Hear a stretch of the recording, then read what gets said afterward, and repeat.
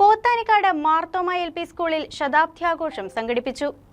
Marthoma L P school ശതാബ്ദി സമ്മേളനം panchayat vice president ആശ Jimmy ഉദ്ഘാടനം ചെയ്തു.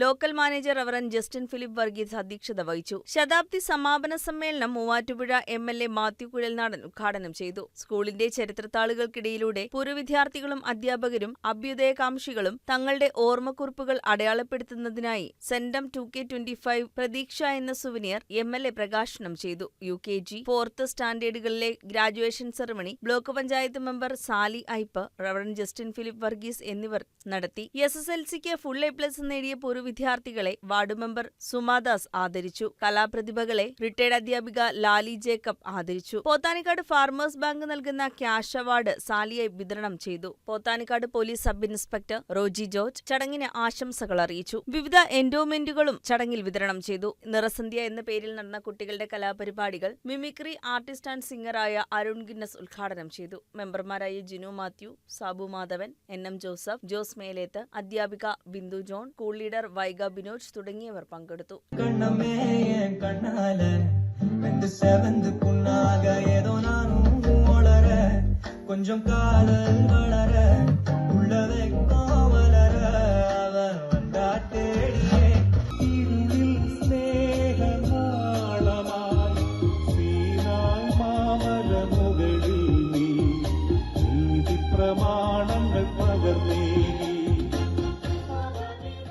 News desk KCV news.